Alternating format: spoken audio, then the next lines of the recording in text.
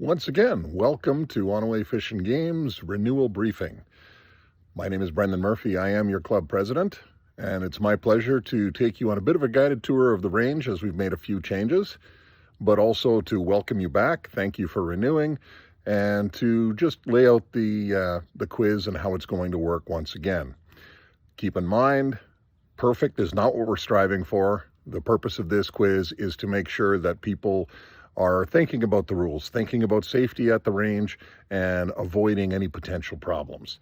If you have questions or concerns with any of the questions that you're about to see, it's fine to pause and ask them. The quiz is not final until you are done. So take as much time as you need, walk away from it, come back to it a day later. That's fine too. But just make sure that you are taking the time to think about your answers. If you're not 100% certain, reach out and ask. It's completely fine.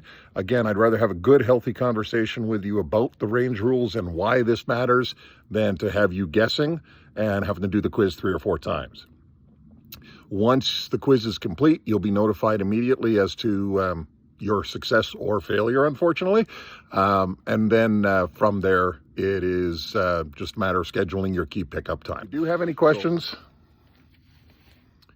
If you do have any questions, again, reach out to us. If not, good luck, finish it up. Look forward to seeing you all very soon. Welcome down to the range. You'll see behind me one of the biggest single changes we've made this year, and that is the new red light, green light, and audible system that replaces the old flag system. Just like before, red light, range is live, green light, range is safe. Difference is they're now controlled from these buttons as opposed to the flag. There are numerous buttons up and down the range, so you shouldn't have to wander very far to get it changed. But as before, the ceasefire and live range commands don't change. Everything is expected to be handled the same way, which includes proper communication with any other shooters on the range. Here's the other big change this year down on the range. Our now fully enclosed, long distance, for lack of a better phrase, rifle enclosure. This incorporates all of our 150 meter targets. They are all shot directly from the enclosure. And as you can see, we have added shutters to keep the snow on the outside and everything dry and nice on the inside. So when you're setting up your targets, you will see that there is a little bit of work you have to do to open up your window. It's not very complicated. All you have to do is move the one latch, hold the window, slide the other latch, and then just lower the window.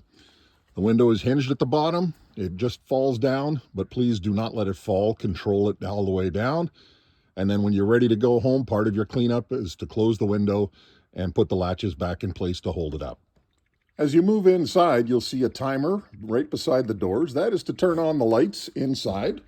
In the event that it's a little bit dark in here, you do have electric light. As before, you have your misfire disposal bomb. And new this year, we have our brass collection barrel.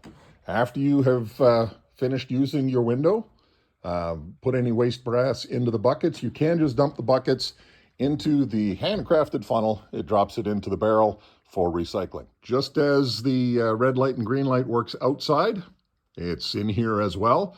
So anybody in the enclosure will know that the range is live or is not and is safe.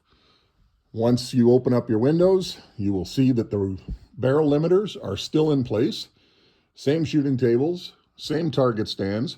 Please make sure you're shooting from the correct table to the correct number downrange. The rifle racks have been installed, so you can rack your rifles in behind.